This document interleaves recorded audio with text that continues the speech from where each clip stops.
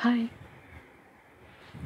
राहिले दूर घर, अर्थातच भारतापासून दूर असणाऱ्या, परदेशात स्थायिक झालेल्या अशा काही मैत्रिणींच्या गोष्टी आज मी तुम्हाला सांगणार आहे. आणि ह्या संदर्भात बोलायचं कारण हे की मला असं वाटतं की त्यांचे जे काही अनुभव किंवा त्यांना येणारे जे प्रश्न आहेत त्यासंबंधी थोडं शेअरिंग केलं तर बऱ्याच जणांना यातनं बरंच काही घेता येण्यासारखं आहे. म्हणूनच आजचा हा विषय. तर ह्या ज्या मैत्रिणी आहेत या अर्थातच भारताच्या बाहेर आहेत आणि UK आहेत, युरोपमध्ये आहेत आणि त्यांना जाऊन आता बरीच वर्ष झालेली आहेत. त्यांची मुलं आता बऱ्यापैकी मोठी आहेत, आपण म्हणूयात मिडल एजमध्ये आहेत या. आणि ह्यांच्यामध्ये मला काही कॉमन फॅक्टर्स आढळले, कॉमन प्रश्न आढळले.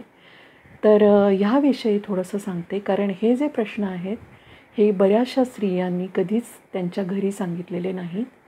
आणि मला वाटतं की खरंच म्हणजे हे कधी बोललं पण जात नाही. ही जी अदर साईड आहे ही बरेचदा आपल्यापर्यंत कधी येत नाही. कारण साहजिक आहे, मित्रमैत्रिणींना, नातेवाईकांना तर कोणी अशा गोष्टी नाहीच सांगणार.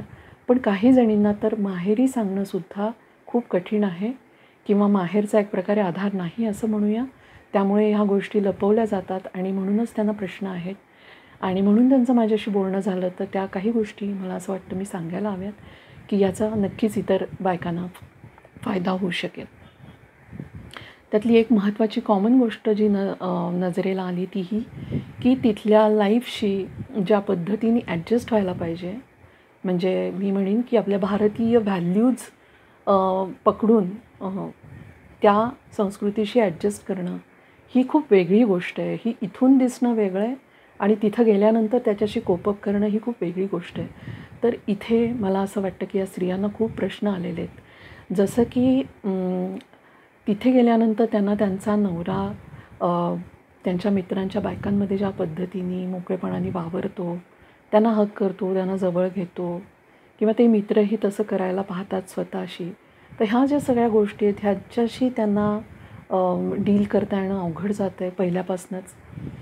अशा काही ज्या व्हॅल्यूज आहेत जिथे कॉम्प्रोमाइज त्यांच्या दृष्टीने त्या नाही करू शकणार आहेत असं त्यांचं वाटलं. त्या विषयावरनं त्यांची नवऱ्यांशी बरेचदा भांडणं झालेली आहेत. बऱ्याच अशा गोष्टी आहेत की जिथे टॉलरेट करणं त्यांना शक्य नाही आहे, पण तिकडल्या लोकांसाठी ही फार कॉमन गोष्ट आहे. तर अशा काही गोष्टी ज्या असतात याबद्दल कधीच तिथे सेटल झालेली मुलं इथल्या मुलींशी बोलत नाहीत. या गोष्टी पण आम्ही करतो असं असतं. आणि मला असं वाटतं या मुली अनभिज्ञ राहतात. तिथे गेल्यानंतरच त्यांना काही गोष्टी कळतात आणि त्याचा त्यांना खरंच त्रास होतो. त्यांना डील करणं कठीण जातं. व्हेअरॲज त्यांची मुलं तिथेच वाढलेली असतात त्याच संस्कृतीमध्ये. पण त्यामुळे त्यांच्यासाठी काही गोष्टी तिथे जी मुलं करत आहेत त्या मुलांसाठी कॉमन असतं. पण ते सुद्धा ॲक्सेप्ट करणं इथून गेलेल्या मुलींना कठीण जातं, कारण त्यांनी ह्या सगळ्या गोष्टींची कल्पना केलेली नसते. 15व्या वर्षीच मुलांनी दूर जाणं आपल्यापासनं, त्या संस्कृतीमध्ये मिसळून जाणं, त्या पद्धतीचं डेटिंग असेल किंवा अशा काही गोष्टी असतील ती आपली मुलं करत आहेत. ह्या गोष्टी त्यांना ॲक्च्युली सहन होत नाहीत आणि ह्या विषयावरनं सुद्धा मग नवऱ्याशी त्यांचं भांडण होत राहतं. नवऱ्याने कुठेतरी ह्या गोष्टी ॲक्सेप्ट केलेल्या असतात, कारण ऑलरेडी ते तिथे सेटल झालेले असतात आणि मग इथे येऊन लग्न करतात. त्यामुळे त्यांनी काही गोष्टी पचनी पडलेल्या असतात म्हणा, ॲक्सेप्ट केलेल्या असतात म्हणा, पण ह्या गोष्टींवर बायकांचं जमत नाही तिथे जाऊन. आणि मग कुठेतरी हा जो एकटेपणा येतो मिडल एजमध्ये की मुलं तर दूर झालेली आहेत, अर्थात ती तिथेच वाढलेली आहेत, त्यामुळे त्यांच्या दृष्टीने हे कॉमन आहे बाहेर पडणं 15व्या वर्षी. हे त्यांना ॲक्सेप्ट होत नाही. तसंच त्यांच्या नवऱ्यांशी त्यांचे जे काही म्हणजे नवऱ्याच्या दृष्टीने थोडे ऑर्थोडॉक्स विचार असणारी बायको आहे असं नवऱ्याला वाटल्यामुळे तो तेवढ्या ओपन माइंडेड असणाऱ्या बायकांबरोबर जास्त मिक्सअप होतो असं काहींचं झालं आहे. काहींच्या नवऱ्याचं तर अफेअरच आहे बाहेर असं आहे. काहींना असा संशय आहे की त्यांचं बाहेर काहीतरी आहे आणि त्यामुळे ते घरात वेळ देत नाहीत. आणि म्हणजे आधी ह्या काही बेसिक गोष्टींवरनं भांडणं आणि मग भांडणं होत आहेत म्हणून मी तुझ्यामध्ये इन्व्हॉल्व होऊ शकत नाही असं नवऱ्याने सांगणं. बरं, ह्या मुलांना सांभाळायचं आहे ह्या गोष्टीवर त्या बायकांनी आपल्या नोकऱ्या सोडलेल्या आहेत, त्या घरी बसलेल्या आहेत. तर त्यामुळे आता ह्या मधल्या वयामध्ये जेव्हा नोकरी हातात नाही आहे, नवरा दुरावलेला आहे, मुलं दूर जात आहेत, अशा वेळा त्यांनी काय करावं हा त्यांच्यापुढे खरंच प्रश्न आहे. आणि ह्यामुळे ज्यांना डिप्रेशन आलं आहे त्या बायकांचे स्थिती खरंच खूप कठीण आहे, कारण त्यांना फिजिकल पण एवढे त्रास आहेत आणि तिथेसुद्धा त्यांची इवन सायकियाट्रिस्टकडे पण काही जणी जाता आहेत, त्यांची सेशन्स होता आहेत, पण तरी देखील आता काय करायचा हा त्यांच्यापुढे खरंच प्रश्न आहे. बऱ्याच जणींचं असं झालेलं आहे की माहेरी त्यांना असं ॲक्सेप्ट करणारं कोणी नाही. कारण गंमत बघा अशी होते की माहेरी आत्तापर्यंत अशा गोष्टी कधीच सांगितलेल्या नसतात की घरात खरंच काय घडतं आहे किंवा माझी नवऱ्याशी कशी भांडणं होत आहेत, कुठच्या गोष्टींवर आमचं पटत नाही आहे, काय ह्या इथल्या संस्कृतीतल्या गोष्टी मला आवडत नाही आहेत, असं जे डिटेलमध्ये खरंखुरं बोलणं, खऱ्याखुऱ्या गप्पा पालकांशी व्हायला पाहिजेत, त्या कधीही झालेल्या नसतात. त्यामुळे इथल्या पालकांना वाटत असतं आपली मुलगी अतिशय सुखात आहे, आनंदात आहे.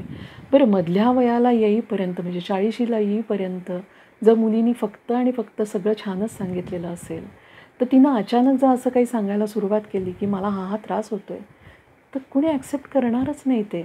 पालकांना ते पचनी पडणारच नाही, कारण त्यांनी अशा कधी कल्पना केल्याच नाही आहेत की आपल्या मुलीला असं काही दुःख असू शकेल. तर त्यामुळे त्यांची परतीची वाटसुद्धा तसं म्हटलं तर बंदच आहे. माहेरी जाता येणं शक्य नाही आहे. बऱ्याच जणींच्या घरी भाऊ वहिनी आहेत, त्यांनी हे कधीच सांगितलेलं नाही आहे. काही जणींनी आईजवळ शेअर केलं आहे, पण आई स्वतःच इतकी दुसऱ्यावर अवलंबून असणारी आहे की ती त्या मुलींना परत घेऊन तिथे वाढवू शकत नाही आहे. तर असे गुंतागुंतीचे बरेच प्रश्न आहेत. तर मला असं वाटतं की इथे आपल्याला खूपच गुडी पिक्चर सगळेजण दाखवत असतात, पण तिथे जाऊन काय फेस करावं लागतं बायकांना खास करून, तर याबद्दल जास्त कधी बोलणं होत नाही, याबद्दल कोणी लिहित नाही, बोलत नाही असं मला वाटतं. आणि त्यामुळे तिथल्या बायकांचे जे काही प्रश्न आहेत त्याबद्दल खरी माहिती इथल्या लोकांना जर असेल, तर इथून जाणाऱ्या ज्या मुली आहेत त्या 10 वेळा विचार करतील हे असं करत असताना. कारण इथे त्या बायकांचा एकमेव आधार त्यांचा नवरा आहे आणि बऱ्याच नवऱ्यांनी असंही सांगितलं आहे की तुला छप्पर मिळेल, तुला खाणं पिणं मिळेल, तू कधी उघड्यावर येणार नाहीस, एवढी तयारी माझी नक्की आहे, पण ह्याच्या पलीकडे जास्त माझ्याकडनं एक्सपेक्टेशन ठेवू नकोस, असं सुद्धा काही नवऱ्यांनी आपल्या बायकांना सांगितलेलं आहे. त्यामुळे लोकांना दिसणारं पिक्चर खूप छान आहे, पण प्रत्यक्ष त्या बायका खूप डिप्रेशनमध्ये जगत आहेत. तर असे जर विरोधाभास असतील तर हा प्रश्न गंभीर आहे. बरं, प्रत्येकीसाठी कॉमन उत्तर नसणार आहे, कारण प्रत्येकीचं माहेरी आधार किती आहे किंवा तिचं शिक्षण किती आहे, ती पैसे कमवू शकेल का, तिला आता नोकरी मिळू शकेल का, असे अनेक प्रश्न आहेत.